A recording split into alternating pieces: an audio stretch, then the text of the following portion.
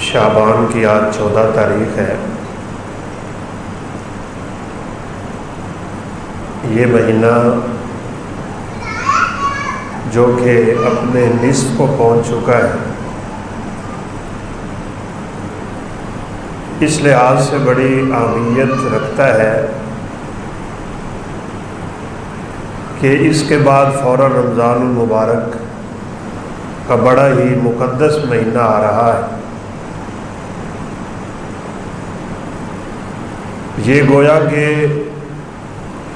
رمضان المبارک کے استقبال کے دن ہے۔ رسول اللہ صلی اللہ علیہ وسلم اس مہینے میں کثرت سے روزے رکھتے تھے۔ جب عائشہ صدیقہ رضی اللہ تعالیٰ عنہا نے آپ سے پوچھا کہ آپ اس مہینے میں زیادہ روزے کیوں رکھتے ہیں، تو آپ صلی اللہ علیہ وسلم نے فرمایا یہ ایسا مہینہ ہے کہ اس میں اکثر لوگ غافل رہتے ہیں، حالانکہ اس مہینے میں انسان کے اعمال اللہ رب العزت کے سامنے پیش کیے جاتے ہیں۔ اور آپ نے فرمایا کہ میری خواہش یہ ہوتی ہے میں اس مہینے میں زیادہ روزے اس لیے رکھتا ہوں کہ میرے اعمال جب اللہ تعالیٰ کے سامنے جائیں تو میں نے روزہ رکھا ہو۔ یہ مختصر سی حدیث مبارکہ ہمیں کئی فوائد بتاتی ہے۔ ایک تو اس میں شعبان کے مہینے کی فضیلت ہے کہ آپ صلی اللہ علیہ وسلم اس مہینے میں روزے رکھتے تھے،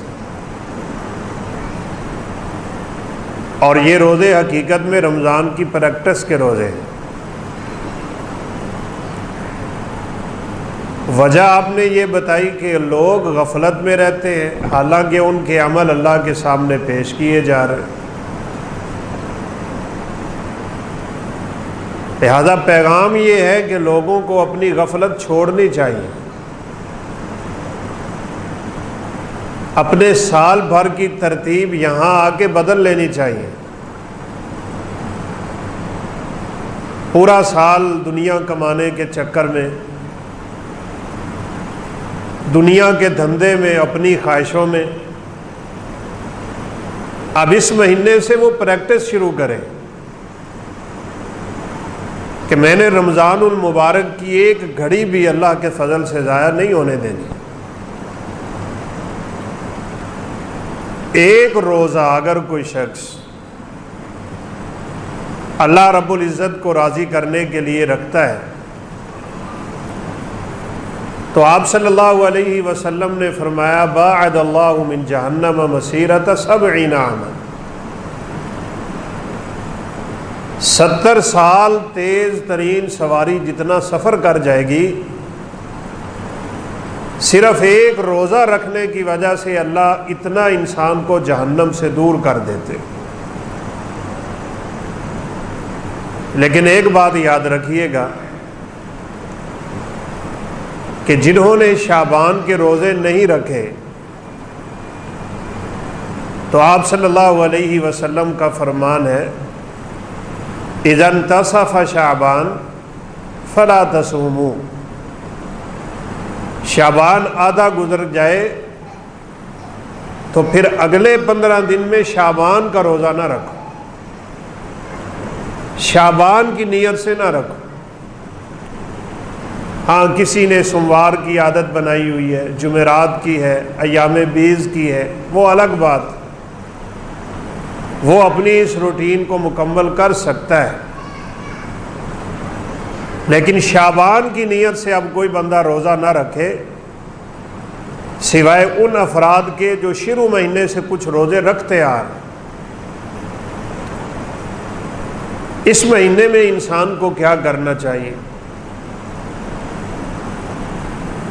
ایک بات تو بڑی ہی ضروری ہے، کل شب برات ہے، لوگ رات بھر قیام کریں گے اور اگلے دن کا روزہ رکھیں گے، اور اس کی وجہ اس بات کو بہت زیادہ مشہور کر دیا گیا ہے کہ شب برات کی بہت زیادہ فضیلت، حالانکہ صحیح بات یہ ہے کہ شب برات نام کی کوئی چیز قرآن و حدیث میں ہے ہی نہیں۔ شب فارسی کا لفظ، برات عربی کا لفظ، اور ہمارے ہاں تو ویسے اس کو لکھتے بھی شب بارات، جو شادی کے موقع پہ بارات آتی ہے۔ جس چیز کی قرآن و سنت میں دلیل نہیں ہوگی نا، وہ مختلف علاقوں میں آپ جائیں گے تو اس پہ لوگوں کا عمل اپنے اپنے طریقوں پہ ہوتا ہے۔ کوئی شب بارات لکھتا ہے، کوئی شب برات لکھتا ہے، کوئی شب براعت لکھتا ہے۔ وہ جیسے کچھ بھائی نیت کرتے ہیں نا نماز شروع کرنے سے پہلے، اردو میں، پنجابی میں، نیت فرض 4 نماز کی، پیچھے اس امام کے، منہ طرف قبلہ رخ کے، اور پتہ نہیں کیا بیچارے بولتے ہیں۔ ان کو یہ نہیں پتہ چلتا کہ نماز تو پوری عربی میں، یہ پنجابی میں نیت کہاں سے آ؟ کہیں اور جائیں گے الفاظ اور ہوں گے، کسی اور علاقے میں جائیں گے تو الفاظ اور ہوں۔ نیت تو دل کے ارادے کا نام ہے بس۔ اور یہ جو شعبان کا مہینہ ہے، اس میں ہمیں اپنی نیتوں کو خالص کرنا چاہیے۔ اللہ رب العزت کہتے ہیں اگر تمہارا ارادہ خیر کا بن جائے، تمہارا ارادہ نیکی کا بن جائے، تو اللہ رب العزت تمہیں نیکیوں میں اور زیادہ کر دے۔ تو جیسے کوئی نیت نام کی چیز نہیں ہے، اسی طرح شب برات نام کی کوئی چیز نہیں ہے قرآن و سنت۔ جتنی بھی دلیلیں پیش کی جاتی ہیں، یا تو ان کا معنی و مفہوم غلط بیان کیا جاتا ہے، یا وہ ہیں ہی سرے سے من گھڑت، اپنی طرف سے بنائی ہوئی، یا پھر وہ روایات درجہ صحت کو نہیں پہنچتی۔ کچھ یہ بھی وجہ بن جاتی ہے کہ ہمارے کچھ علماء نہ جانے کیا مقصود ہوتا ہے، ایسے موقعوں پہ بڑے بڑے اشتہار لگ جاتے ہیں، شب برات کے پروگرام ہوتے ہیں، اور یہ بات بڑی قابل غور ہے۔ ضعیف روایات، کمزور روایات، اور جو چیزیں شریعت میں ثابت نہیں ہیں، ان پہ لوگ بڑی جلدی چل نکلتے ہیں۔ اس کے مقابلے میں صحیح روایات کی طرف توجہ ہی نہیں ہوتی۔ اِنَّا أَنزَلْنَاهُ فِي لَيْلَةٍ مُبَارَكَةٍ، اب یہاں لیلہ مبارکہ کا ترجمہ اور تفسیر علماء کرتی ہیں شب برات، کہ ہم نے اس قرآن کو مبارک رات میں اتارا ہے، اور یہ مبارک رات شب برات، یہ برات کی شب ہے، یہ رات ہے۔ حالانکہ ہم سب جانتے ہیں کہ قرآن مجید تو لیلۃ القدر کی رات نازل ہوئی۔ اِنَّا أَنزَلْنَاهُ فِي لَيْلَةِ الْقَدْرِ وَمَا أَدْرَاكَ مَا لَيْلَةُ الْقَدْرِ لَيْلَةُ الْقَدْرِ خَيْرٌ مِّنْ أَلْفِ شَهْرٍ، اور وہ اللہ کا الحاکمین کے فضل و کرم سے اگلے ماہ مقدس میں آ رہے، اس رات کو ہی پانے کے لیے انسان ابھی سے محنت شروع کرے۔ اچھا، بات بڑی عجیب ہے، کل آپ دیکھنا مسجدوں میں چراغاں ہوگا، ساری رات لوگ قیام کریں گے، اگلے دن کا روزہ رکھیں گے، اور جو حقیقی لیلۃ القدر ہے اس کو پانے کا اہتمام ہی کوئی نہیں۔ اللہ تعالیٰ نے جس چیز کو بہت بڑا مقام دیا ہے اس کو پانے کے لیے کچھ محنت بھی زیادہ کرنا پڑتی ہے۔ صرف 5 راتوں میں اللہ تعالیٰ نے اس کو چھپا دیا۔ اللہ تعالیٰ چاہتے تو بتا بھی دیتے، بلکہ اس کی حکمت ہے۔ 1 سال تو رسول اللہ صلی اللہ علیہ وسلم نے خواب میں لیلۃ القدر دیکھ لی کہ یہ کون سی رات ہے، اور آپ صحابہ کو بتانے کے لیے نکلے تھے کہ اس دفعہ لیلۃ القدر فلاں تاریخ کو آ رہی۔ تو آپ صلی اللہ علیہ وسلم نے فرمایا میں نکلا تو 2 آدمی آپس میں لڑ رہے تھے، تو ان کو چھڑانے کے لیے آپ صلی اللہ علیہ وسلم مشغول ہوئے، تو آپ نے فرمایا فنسیتھا، وہ اللہ نے لیلۃ القدر والی بات میرے دماغ سے ہی نکال۔ اس کے نکلنے میں حکمت ہے، اور وہ حکمت یہ ہے کہ کم از کم ہم اس رات کو پانے کے لیے 5 راتیں عبادت تو کریں۔ کتنی دفعہ انسان ساری رات جاگتا ہے، کتنی دفعہ ہمارے پروگرام ہوتے ہیں ہم بیٹھے رہتے ہیں، کتنی دفعہ کوئی خوشی کا موقع ہوتا ہے رات بھر سوتے نہیں ہیں۔ تو یہ آخری عشرہ جو رمضان کا آئے گا، انشاءاللہ رمضان کے موضوع پہ تو آپ علماء سے گفتگو سنتے رہیں گے، اس کے داخل ہوتے ہی اللہ کے پیغمبر کی عبادت کا اسلوب بدل جاتا تھا۔ اشتد میزرہ وایقظ اہلہ واحیا لیلہ، جتنی آپ زور و شور سے عبادت اس عشرے میں کرتے وہ پورا سال کبھی نہ ہوتی تھی۔ آپ اندازہ لگا عام دنوں میں آپ صلی اللہ علیہ وسلم کی عبادت اتنی شدید ہے تو ان 10 دنوں میں کیا ہوتا ہو؟ آپ رات کو سوتے ہی نہیں تھے، اپنی گھر والیوں کو نہیں سونے دیتے تھے، اپنا تہبند زور سے باندھ لیتے تھے۔ کسی نے اس کا ترجمہ اور مفہوم یہ بیان کیا بیویوں کے قریب نہیں جاتے تھے، اور کسی نے کہا یہ اشارہ اور کنایہ ہے شدت سے عبادت کرنے کا۔ تو اس رات کو وہاں انسان تلاش کرے۔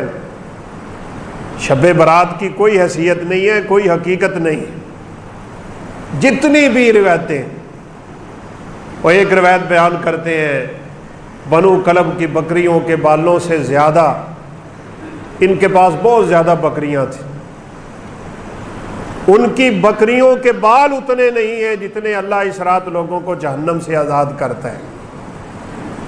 اور صحیح بات یہ ہے مولویوں کو موقع مل جاتا ہے، اگر کوئی بندہ پڑھا لکھا ہے اسے پتا سارا ہے کہ کسی حدیث میں ثابت نہیں ہے شب برات، لیکن چونکہ پیسے ملنے ہوتے وہ لوگ پیسے اوپر پھینکتے بھی ہیں، طرح طرح کے کھانے ہوتے ہیں، مجمع لگا ہوا ہوتا ہے، واہ واہ ہو رہی ہوتی ہے، شہرت اور پتہ نہیں کیا کیا نیتیں ہوتی ہیں، اس لیے خوب جم کے رات گزارتے ہیں۔ یہاں نہیں، لیلۃ القدر کی تلاش کے لیے راتیں گزارو، جاگ کے گزارو، بلکہ اللہ رب العزت توفیق دے ابھی سے اپنی نیتوں کو درست کرنا شروع کر دے، ابھی سے اپنی نیتیں بنانا شروع کر دے کہ اللہ رب العزت مجھے توفیق دے تو میں نے اس دفعہ رمضان کے آخری عشرے میں اعتکاف کرنا ہے۔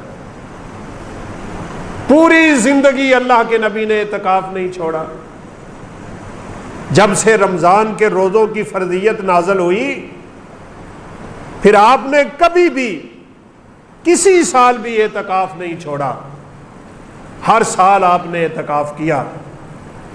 1 سال بیماری یا سفر کی وجہ سے نہ کر سکے تو آپ صلی اللہ علیہ وسلم نے اگلے سال 20 دن اعتکاف کیا تھا۔ یہ سنتیں، یہ خالص دین، یہ اللہ رب العزت کے نبی کے بتائے ہوئے فرامین، یہ ہیں خدا کی قسم انسان کی کامیابی کا ذریعہ۔ یہ پوری رات عبادت کرتا رہے شب برات کی، اس نیت سے کہ اس رات کی کوئی خاص فضیلت ہے، اسے کچھ بھی نہیں ملے گا۔ بلکہ ڈر یہ لگا رہتا ہے کہیں اس کو گناہ نہ مل جائے، اس چیز کو سنت سمجھے جو اللہ کے نبی نے ثابت ہی نہیں کی۔ من عمل عملا لیس علیہ امرنا فہو رد، جو کوئی ایسا عمل کرے جہاں اللہ کے نبی کی اجازت نہیں ہے وہ کام مردود، اس کی کوئی حیثیت نہیں۔ اور یہاں یہ نکتہ بھی آپ حل کر لیں۔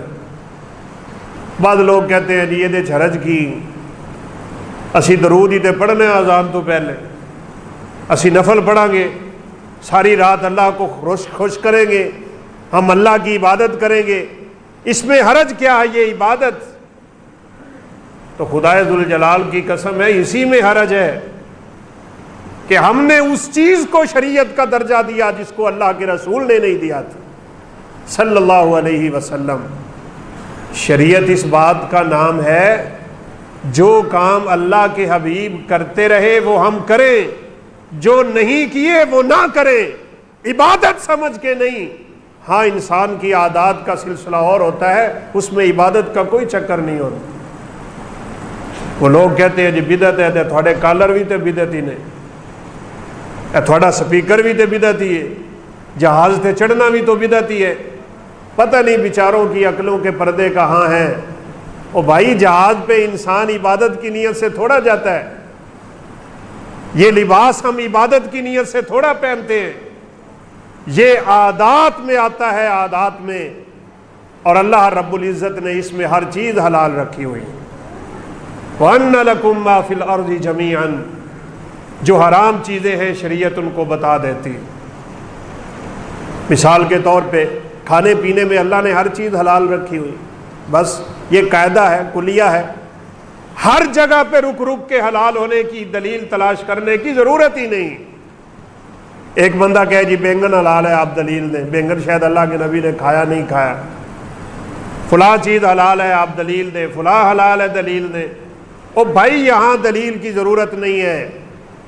اللہ کہتے ہیں کلو واشربو، جو کچھ میں نے دنیا میں نازل کیا تم کھا سکتے ہو، پی سکتے ہو۔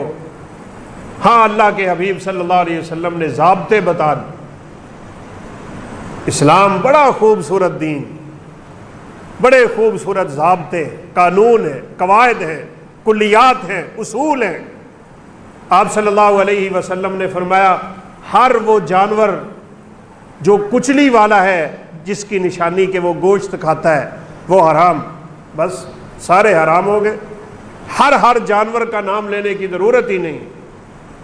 آپ بات ایک دفعہ ہی ایسی بتا دیتے تھے جیسے فرمایا اوتیت جوامع الکلم، مجھے اللہ نے جامع الکلم عطا کیے تھے، چند حرفوں میں آپ پورے سمندر کو کوزے میں بند کر دیا کرتے۔ ایک آدمی نے آ کے پوچھا جی ایک بندہ جہاد کرتا ہے اپنی قوم کے ساتھ مل کے، ایک جہاد کرتا ہے ریاکاری کے لیے، ایک جہاد کرتا ہے شہرت کے لیے، ایک جہاد کرتا ہے مال غنیمت کے لیے، ایک جہاد کرتا ہے حمیت کے لیے، ایک جہاد کرتا ہے کسی دوست کی مدد کے لیے، ان میں سے کون مجاہد ہے؟ اللہ کے نبی نے ہر بات کو کھولا ہی نہیں ہے، فرمایا حقیقی مجاہد وہ ہے جس کا جہاد اس لیے ہو کہ اللہ کا الحاکمین کی توحید کا کلمہ بلند ہو۔ مختصر سی بات۔ یہ ہم لوگوں نے دین کو یوں مشکل کر دیا اللہ کی قسم، ایسے ہی باریک باریک مسئلے چھیڑ چھیڑ کے پتہ نہیں بڑی بڑی کتابیں لکھ کے، وہ دین تو خالص توحید و سنت کا نام تھا، جو کچھ اللہ کے نبی کرے وہ کریں یہ عبادت ہے، جو آپ نے نہیں کیا اس کو نہ کرنا بھی عبادت ہے۔ دین نام ہی اس کا ہے، کوئی شخص اپنی طرف سے کوئی عبادت نہیں کر سکتا۔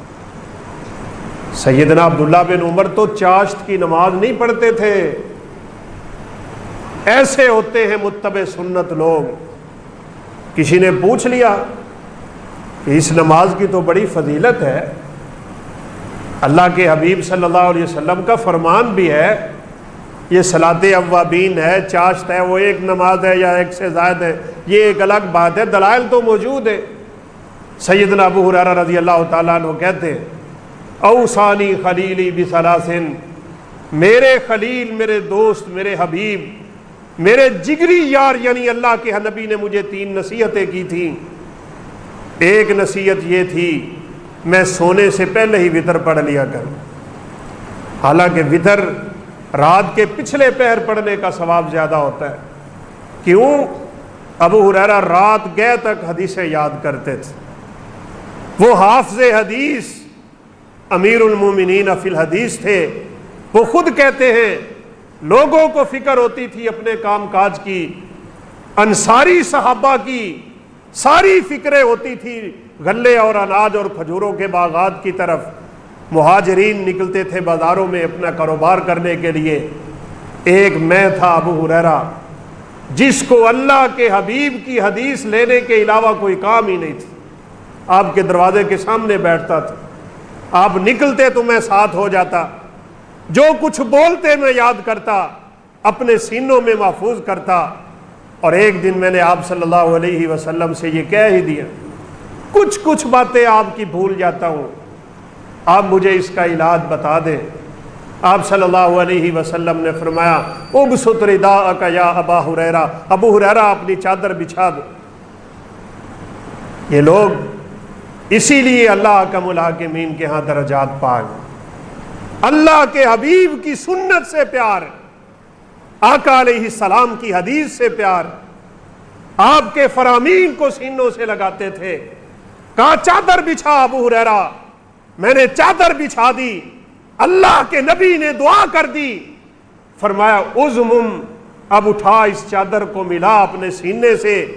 ابو ہریرہ کہتے ہیں رضی اللہ عنہ، قسم ہے پیدا کرنے والے کی، جس دن سے میں نے چادر سینے سے لگائی ہے اس دن سے آج تک ایک حرف بھی بھولا نہیں ہوں، اللہ نے میرا حافظہ ہمیشہ کے لیے کھول دیا ہوا۔ حدیثوں سے پیار، سنت سے پیار۔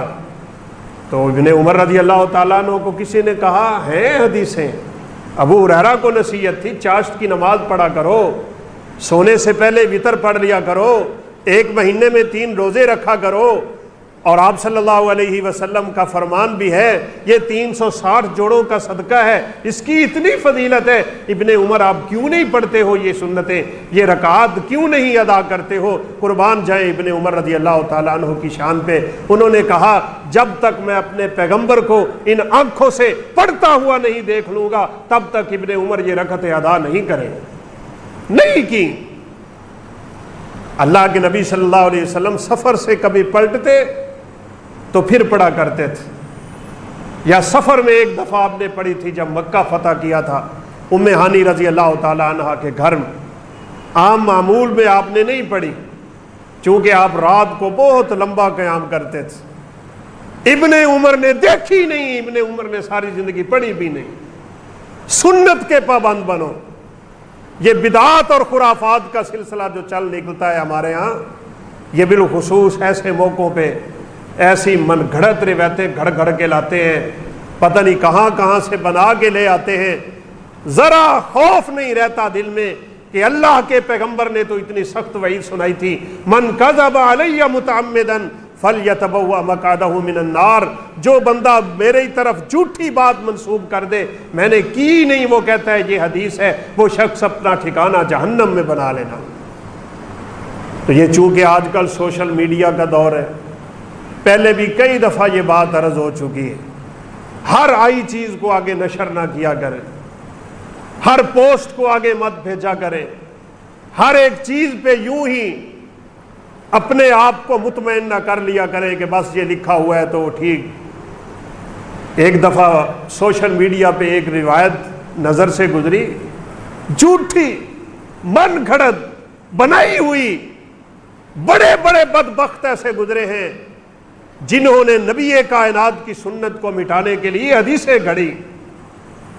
پھر اللہ رب العزت نے ایسے علماء پیدا کیے جن کے ذریعے اس نے اپنے پیغمبر کی سنت کی حفاظت کا کردار ادا کروایا۔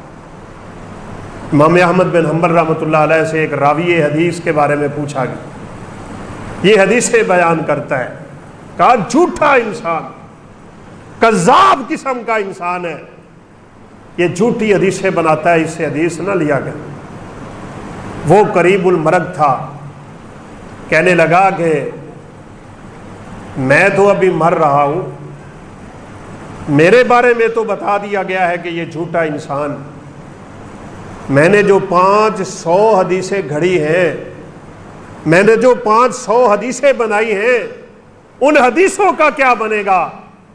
کہا اللہ رب العزت ایسے افراد پیدا کرے گا جو تیری ان بتائی ہوئی باتوں کو یوں کھول کے رکھ دیں گے کہ دودھ کا دودھ اور پانی کا پانی ہو جائے گا۔ اللہ نے پھر یحییٰ بن معین جیسے پیدا کیے، احمد بن حنبل جیسے پیدا کیے، ابو حاتم رازی جیسے پیدا کیے، امام مسلم جیسے پیدا کیے، امام ترمذی اور کتب ستہ کے مؤلفین اٹھے، اور قربان جائے خدا کی قسم ان متبعی سنت کی زندگیوں پہ اللہ کے حبیب پہ ایک آیت اتری تھی، وآخرین منہم لما یلحقوا بہم، ان سے پیچھے آنے والے ہوں گے۔ سامنے صحابہ بیٹھے تھے، صحابہ کی موجودگی میں یہ آیتیں اتری تھی۔ خدا کی قسم ہے، میں پھر قسم اٹھاؤں گا اس سٹیج پہ، وہ شخص بڑا کامیاب ہے، بڑا خوش بخت ہے، بڑا ہی اللہ رب کی رحمت میں ہے جس کو نبی کی سنت سے پیار ہے، اللہ کے حدیث کے، اللہ کے نبی کی حدیث سے پیار ہے، وہ زندگی قرآن و سنت میں رہ کے گزارنا چاہتا ہے، وہ اس کائنات کا خوش بخت ترین انسان ہے۔ کیوں بھلا رسول اللہ صلی اللہ علیہ وسلم پہ آیت اتری ہے، وآخرین منہم لما یلحقوا بہم، ابھی وہ ان کو پہنچے نہیں، ان کو انہوں نے دیکھا نہیں، ان کو انہوں نے پایا نہیں، وہ بعد میں آئیں گے، لیکن قیامت کے دن جب اللہ لوگوں کو جنت میں درجے دے گا، اللہ ان بعد والوں کو بھی ان کے ساتھ شامل کر دے گا۔ ابو ہریرہ رضی اللہ تعالیٰ عنہ کہتے ہیں میرے دل میں کھٹکا سا پیدا ہوا، میں نے کہا اللہ کے رسول وہ کون ہے اتنے خوش نصیب قیامت کے دن جن کو اللہ اپنے نبی کے صحابہ کی شان عطا کر دے، انبیاء صلحاء کا ساتھ دے دے، کون ہوں گے یہ لوگ؟ آپ صلی اللہ علیہ وسلم خاموش، نہیں بتایا۔ تھوڑی دیر بعد آپ نے پھر یہی آیت کریمہ پڑھ دی، فآخرین منہم لما یلحقوا بہم۔ ابو ہریرہ رضی اللہ تعالیٰ عنہ نے پھر سوال کر دیا۔ ابو ہریرہ سوال کر رہے تھے، ادھر سے سیدنا سلمان فارسی آ رضی اللہ تعالیٰ عنہ، آپ نے ان کے سر پہ اپنا ہاتھ مبارک رکھ دیا، کہا ابو ہریرہ وہ اس کی نسل سے ہوں گے، اس کے خاندان سے ہوں گے، اللہ اس کی نسل سے ایسے افراد پیدا کرے گا۔ اگر ایمان دنیا سے اٹھ کے اوج ثریا پہ بھی پہنچ گیا تو اس کی نسل سے نکلنے والے علماء ایمان کو وہاں سے لا کے دنیا میں پھیلا دیں گے۔ امام بخاری سلمان فارسی کی نسل سے، امام مسلم سلمان فارسی کی نسل سے، ابو داؤد سلمان فارسی کی نسل سے، ترمذی سلمان فارسی کی نسل سے، ابن ماجہ سلمان فارسی کی نسل سے، دار قطنی سلمان فارسی کی نسل سے، یہ حدیث پہ محنت کرنے والے اتنا عروج پا گئے کہ قیامت کی دیواروں تک ان کا نام اللہ رب العزت نے ہمیشہ کے لیے باقی رکھا ہو۔ آج کوئی شخص حدیث پڑھے گا، سیدھا اجر ان کے نام اعمال میں جاتا ہے۔ ایسا صدقہ جاریہ سنت رسول کو زندہ کرنے والے امام بغوی کو تو کہتے ہی محی السنہ ہیں۔ جب لوگ بدعت و خرافات میں حد سے بڑھ رہے تھے، اللہ ہر زمانے میں ایک بندہ ضرور پیدا کرتا ہے، یاد رکھیے گا، ایک ضرور ہوتا ہے، ایک سے زائد بھی ہو سکتے ہیں۔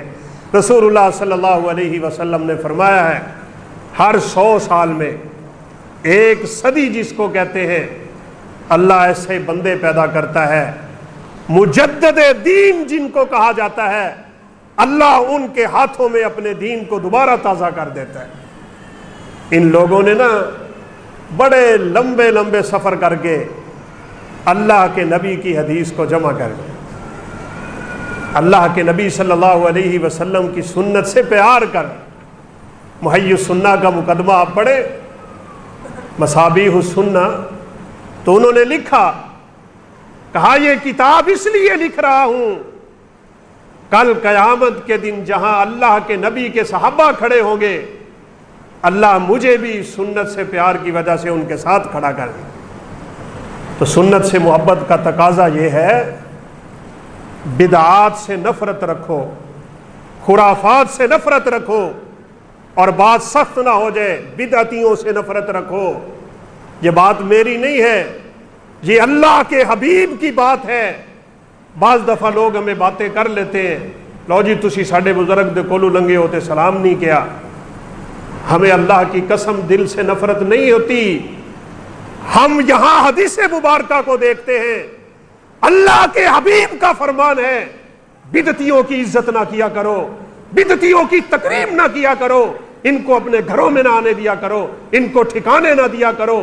من آوى محدثا فعليه لعنت اللہ والملائکۃ والناس اجمعین، جس نے کسی بدعتی کو ٹھکانہ دے دیا، اللہ کے نبی نے فرمایا رب کی بھی، اس کے فرشتوں کی بھی، اور قیامت کے دن سارے لوگوں کی لعنت بھی اس پہ آ کے برسے۔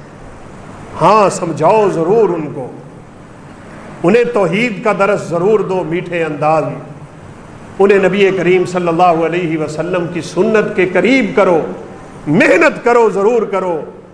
لیکن اگر یہ بات نظر آ جائے نا کہ یہ شخص جان بوجھ کے سنت سے نفرت کرتا ہے، یہ جان بوجھ کے سنت کا مذاق اڑاتا ہے، یہ جان بوجھ کے شریعت سے آری ہے، تو یہاں تو اللہ کے حبیب کو بھی اللہ نے کہا تھا اعرض عنہم، آپ ایسے لوگوں سے اپنا منہ موڑ لیا کرو۔ یہ بات اس لیے بھی میں کر رہا ہوں، چند دن پہلے ہمارا پروگرام تھا پتوں کی میں، ایک ادارہ ہے تحفظ نو مسلم، اس کے جو ذمہ دار ہیں شیخ عبدالسمیع صاحب، کہنے لگے کہ میں نے جب سے قرآن و سنت کو قبول کیا ہے پورا خاندان مجھے چھوڑ گیا ہے، 20 سال گزرنے کو ہیں، میں اپنی بہن کے گھر جاتا ہوں، میں اسے واسطے دیتا ہوں، میں تیرا بھائی ہوں، میں اس کے بچوں کو پیسے دیتا ہوں، دروازہ ہی نہیں کھولتی، کہتی ہے تو مرتد ہو گیا، تو گستاخ ہو گیا۔ حالانکہ خدا کی قسم اللہ اس بندے سے اتنا کام لے رہا ہے، ہزاروں عیسائی اس کے ہاتھ پہ کلمہ پڑھ کے مسلمان ہو چکے۔ یہ سنت سے نفرت کا نتیجہ ہے۔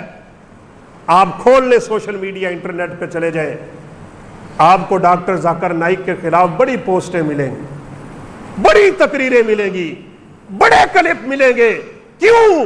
وجہ یہ ہے وہ خالص کتاب و سنت پیش کرتا ہے، کسی کی دعوت نہیں ہے، دعوت ایک ہی ہے، کتاب اللہ و سنت رسولہ، یا رب کی کتاب کو تھام لو یا اپنے پیغمبر کے فرمان کو تھام لو، کامیابی اسی میں۔ یہ پیچھے کیا رپورٹ چلی تھی، 10 لاکھ کے قریب بندہ اس کے سامنے بیٹھ کے کلمہ پڑھنے والوں کے قریب ہو چکا ہے۔ اتنی تعداد، نفرت کس بات کی؟ صرف اس لیے کہ وہ کہتا ہے قرآن و سنت کو تھام۔ تو وہ شیخ عبدالسمیع صاحب مجھے کہنے لگے جی آپ مجھے مسئلہ بتا دیں۔ میں نے کہا جی مسئلہ تو مشکل ہے، ہم تو خود طالب علم ہیں۔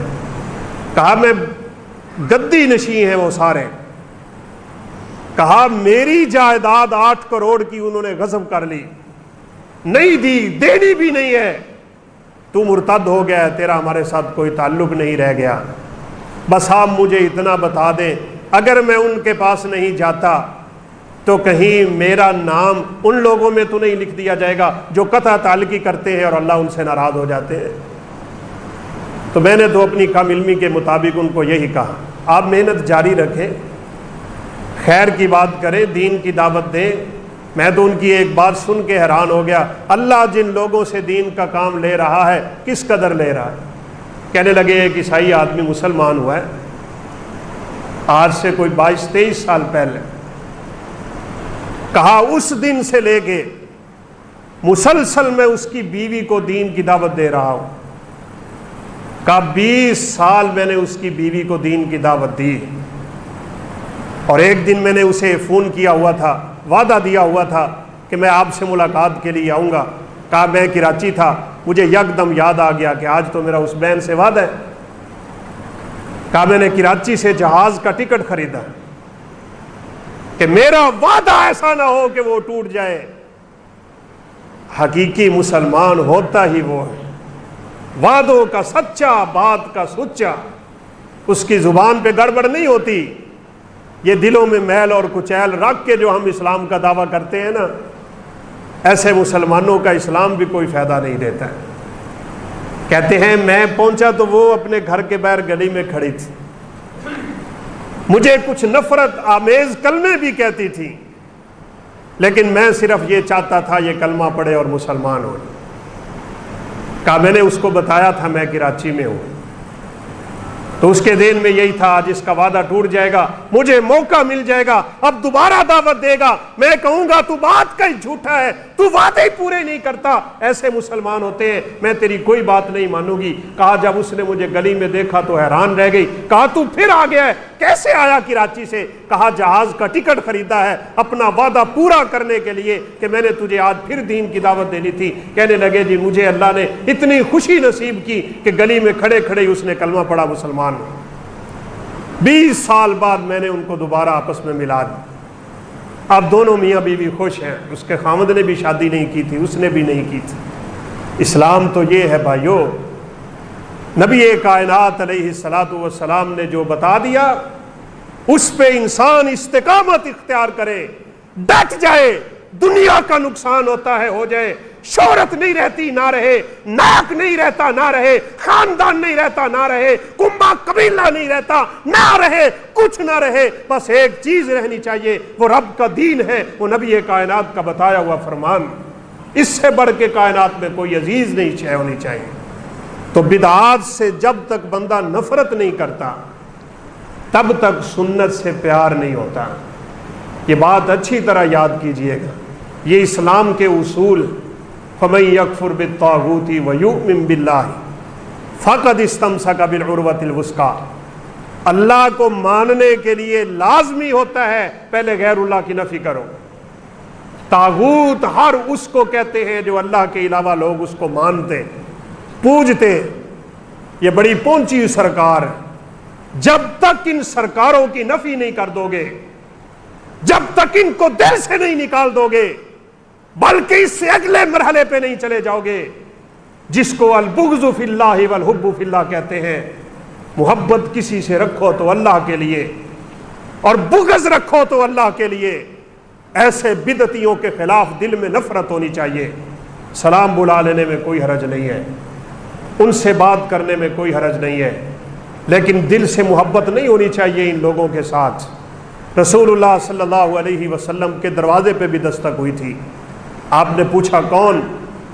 اس نے اپنا نام بتایا ہے، تو آپ صلی اللہ علیہ وسلم کا تیور بدلا، آپ نے فرمایا بئس اخو العشیرہ، یہ اس خاندان کا سب سے کمینہ شخص، برا شخص۔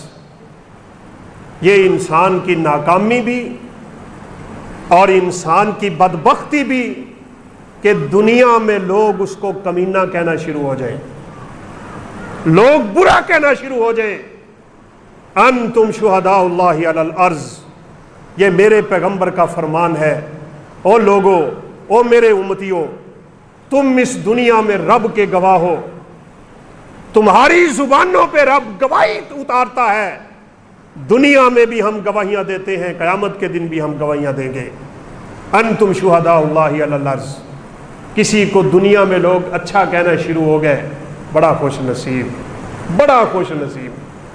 بلکہ ایک صحابی کو تو دل میں یہ خیال آیا تھا کہ لوگ مجھے اچھا کہتے ہیں، ایسے نہ ہو یہ میرے لیے ریاکاری کا سامان بن جائے، جلدی سے دوڑ کے اللہ کے پیغمبر کے پاس چلیں۔ کہا لوگ مجھے بڑا اچھا کہنا شروع ہو گئے ہیں، مجھے تو یہ خطرہ لاحق ہے کہیں ریاکاری نہ ہو۔ آپ صلی اللہ علیہ وسلم نے فرمایا تلک بشری عاجل، نہیں میرا صحابی، یہ ریاکاری نہیں ہے، بلکہ تلک بشری عاجل، یہ تو اللہ کی طرف سے خوشخبری ہے جو اللہ اپنے بندوں کی زبانوں پہ تیرے لیے جاری کر چکا ہے۔ جنتی ہے تو، اللہ کی رحمت کا مستحق ہے تو۔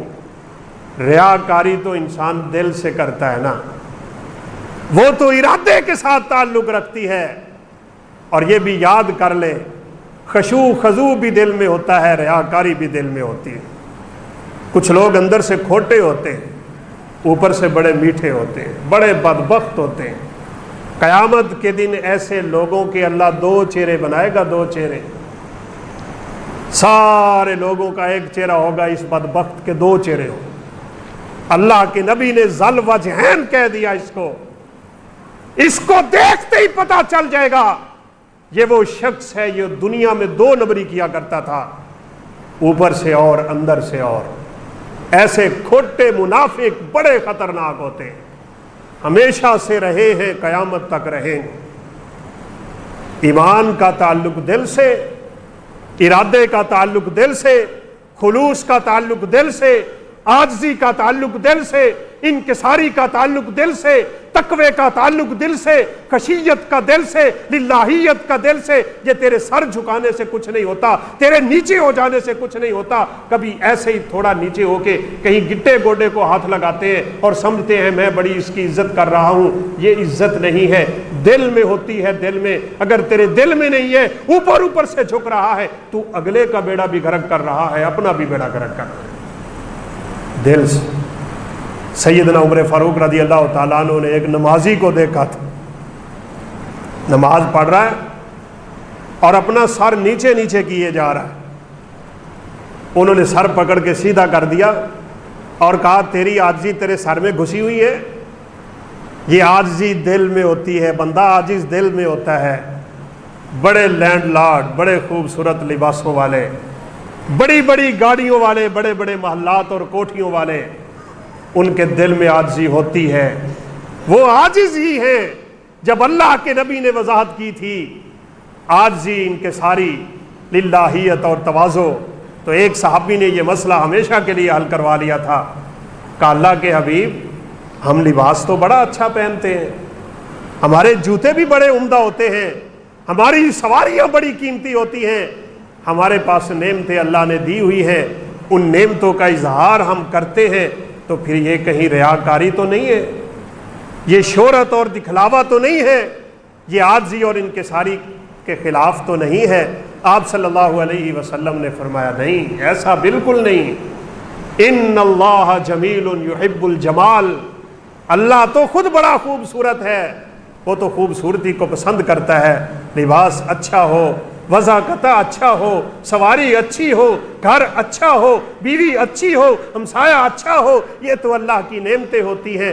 آپ نے فرمایا تکبر اس بات کا نام ہے کہ انسان دوسروں کو حقیر سمجھتا ہو اور انسان کے سامنے حق بات آ جائے اور اس حق بات کو ٹھکرا دے۔ یہ ہے اصل انسان کی ریاکاری، اور یہ ہے اصل تکبر اور گھمنڈ، دوسروں کو حقیر سمجھتا ہے۔ یہاں کچھ لوگ ایسے بھی دیکھے گئے ہیں جن کے پلے کچھ بھی نہیں ہوتا، عقل بھی نہیں ہوتی، شکل بھی نہیں ہوتی، کالے کلوٹے سے چہرے ہوتے ہیں، اگرچہ بنائے سارے رب نہیں، لباس بھی کوئی نہیں، پیسہ بھی کوئی نہیں، دولت بھی کوئی نہیں، حسب بھی کوئی نہیں، نسب بھی کوئی نہیں، ہے بدماش ہے، بدبخت تکبر کرتا ہے، گھمنڈ اور غرور کرتا ہے، بڑے بڑے جملے کستا ہے، اپنے بازو لپیٹ کے رکھتا ہے، شلوار نیچے پھینک کے رکھتا ہے، اس کی چال چلن میں کیا ہے؟ دوسروں کو پتہ چلے کہ بدماش آ رہا ہے۔ لا تمشی فی الارض مرحا انک لن تخرق الارض ولن تبلغ الجبال طولا، اللہ کہتے ہیں تیرے اکڑ کے چلنے سے میری زمین تھوڑی پھٹ جائے گی۔ کملا انسان، کیا کر لے گا تو میری زمین کا؟ پھر کیا تو بلند ہو کہ میرے پہاڑوں کی بلندیوں کو چھو لے گا؟ دیکھ میں نے پہاڑ کتنے بلند کھڑے کر دیے، تو کیا شے ہے؟ ایسے بندے پہ اللہ زیادہ ناراض ہوتا ہے، یاد رکھیے گا۔ پلے کچھ نہیں، تکبر کرتا ہے۔ جیسے ایک حدیث میں ہے نا، بوڑھے آدمی کا گناہ رب کو بڑا سخت طریقے سے ناراض کرتا ہے۔ تیری شاوت نہیں رہ گئی، تیری عمر نہیں رہ گئی، تیری داڑھی پہ سفید بال آ گئے لیکن حیا نہ آئی، ایسے بندے پہ اللہ کو زیادہ غصہ آتا ہے۔ جوانوں کی شاوت ہوتی ہے، جوانی کا غلبہ ہوتا ہے، خون گرم ہوتا ہے، شیطان کے حملے ہوتے ہیں، دوستوں کی مجلسیں ہوتی ہیں، بری بری محفلیں ہوتی ہیں، ان کے پاس گناہ کرنے کے ہزاروں اسباب ہوتے ہیں، لیکن بابا تینوں کی ہوگی۔ بڑی معذرت سے کہہ دیتا ہوں، ساتھی پھر ناراض بھی ہو جاتے ہیں، یہ داڑھی مڈاتے ہوئے بابے کو شرم نہیں آتی؟ کس کو منہ دکھاتا ہے تو اپنا چھلوا کے؟ تیری جوانی ختم ہو گئی، اب تو آگے نہ جانے کیا ہونے والا ہے۔ تیرے اعضاء کام کرنا چھوڑ جائیں گے، ہاتھ پکڑنے کے قابل نہیں رہیں گے، پاؤں چلنے کے قابل نہیں رہیں گے، زبان بولنے کے قابل نہیں رہے گی، یہ کان سننے کے قابل نہیں رہ گئے۔ اب تو تجھے رب کی طرف جھکنا چاہیے تھا، اب تو اللہ کے سامنے گرنا چاہیے تھا، اب تو مسجد سے دل لگانا چاہیے تھا، اب تو حرکتیں چھوڑ دینی چاہیے تھی، اب تو زندگی بدل جانی چاہیے تھی، اب تو پچھلی زندگی کو بخشوانے کا موقع تھا، اب تو اللہ تیرے اوپر خوش بھی ہو رہے تھے کہ چلیں بڑھاپے کی عمر کو پہنچا ہوا ہے۔ نبی صلی اللہ علیہ وسلم کا کیا خوبصورت فرمان ہے، فرمایا جس آدمی کی داڑھی پہ سفید بال آ جاتے ہیں وہ اللہ کے لیے ان بالوں کو چھوڑ دیتا ہے، کانت لہو نورن یوم القیامہ، یہ داڑھی کے بال قیامت کے دن نور ہی نور بن چکے ہوں گے، جہاں اندھیرے ہی اندھیرے۔ اس لیے بھائیوں موقع ہے، اب اللہ ہمیں مزید موقع دے بھی رہے ہیں، وقت ختم ہو گیا۔ رمضان المبارک کی ساتیں انشاءاللہ چند لمحوں کے بعد ہمارے پاس آ رہی ہیں، دعا بھی کریں، دعا بھی کریں۔ رمضان کی تیاری کا بہترین ہتھیار دعا ہے، ابھی سے شروع کر دیں۔ اس دعا کا آغاز اس بات سے کیجئے کہ یا اللہ مجھے رمضان المبارک نصیب فرما۔ ہمارے سلف صالحین 6 مہینے دعا کرتے تھے، 6 مہینے یا اللہ ہمیں رمضان دے دے، اور 6 مہینے اگلے یہ دعا کرتے رہتے تھے یا اللہ میں نے رمضان میں جو عبادتیں کی ہیں اب وہ اپنی بارگاہ میں قبول فرما۔ دعا سے بات شروع کیجئے، تلاوت قرآن کو ابھی سے معمول بنا لیجئے۔ یہ جو گھروں میں پڑے ہیں نا قرآن، جن پہ مکڑیوں نے جالا بن لیا ہے اور جن پہ گھٹا مٹی چڑھ چکا ہے، ان کو ذرا صاف کرو اور قرآن کی آواز سن لو۔ قیامت کے دن قرآن کہے گا یا اللہ یہ وہ قوم ہے جس نے مجھے ہی چھوڑ دیا تھا۔ اللہ رب العالمین کے پاس سب سے قریبی ترین رستہ جو اللہ تک ہمیں لے کے جاتا ہے وہ رب کا قرآن تھا، اس پہ مٹی چڑھی ہوئی ہے غلافوں، جھاڑ دے اس مٹی کو، اپنا معمول بنا لے۔ 1 پارہ روزانہ تلاوت قرآن مجید، ایک عام بندہ 1 گھنٹے میں پڑھ لے گا، درمیانے لیول کا انسان 40 منٹ میں پڑھتا ہے، حافظ قرآن ٹھہر ٹھہر کے پڑھے آدھے گھنٹے میں پڑھتا ہے، تھوڑی سی رفتار کے ساتھ پڑھے 20 منٹ میں پڑھتا ہے، تیز رفتار میں پڑھے تو حافظ 10 منٹ میں پورا پارہ پڑھ لیتا ہے۔ 6 سے 7 گھنٹوں میں پورا قرآن پڑھ سکتا ہے۔ اور ابن حجر رحمۃ اللہ علیہ نے بڑی خوبصورت بات کی ہے، جو بندہ قرآن کی تلاوت چھوڑ دے گا قرآن اس کی زبان پہ مشکل ہو جائے گا، اور جو جتنا زیادہ پڑھتا جائے گا قرآن پانی کی طرح اس کی زبان پہ آسان ہوتا چلا جائے گا۔ یہ بہاولپور میں ایک مسجد ہے جس کا نام ہے مسجد گھوڑا۔ تو پوچھا یہ مسجد گھوڑا کیا ہے؟ کہا نواب آیا تھا یہاں پہ اور یہاں ایک حافظ صاحب تھے، نواب اپنے گھوڑے سے اترا اور اس کو گھوڑے پہ سوار کیا، کہا مجھے قرآن سنا دو۔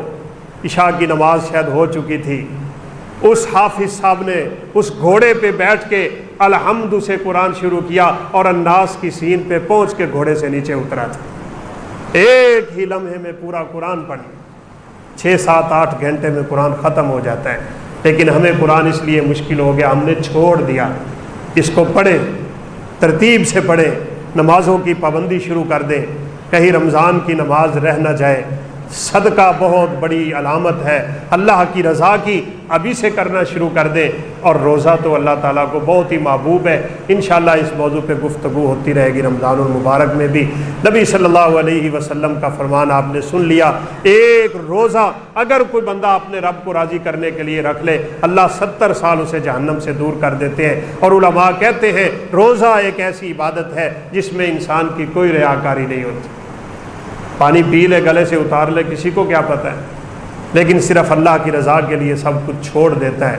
اللہ رب العزت سے دعا ہے اللہ ہمیں رمضان المبارک کی گھڑیاں نصیب فرمائے، ہمیں ابھی سے توفیق دے کہ ہم اس ماہ مقدس کے استقبال کے لیے اپنی عبادات کے زاویے درست کر لیں، اپنی سستی کمی کوتاہی کو چھوڑ دیں اور غفلت کے پردے کو توڑ دیں اور اللہ رب العزت کی طرف اپنا سفر شروع کریں۔ ففروا الی اللہ، اللہ کی طرف دوڑ پڑو، اللہ تمہارا انتظار کر رہا ہے۔ اللہ رب العزت ہمیں نیکیاں کرنے کی توفیق دے اور گناہوں کی زندگی سے محفوظ رکھے۔ وآخر دعوانا ان الحمد للہ رب العالمین۔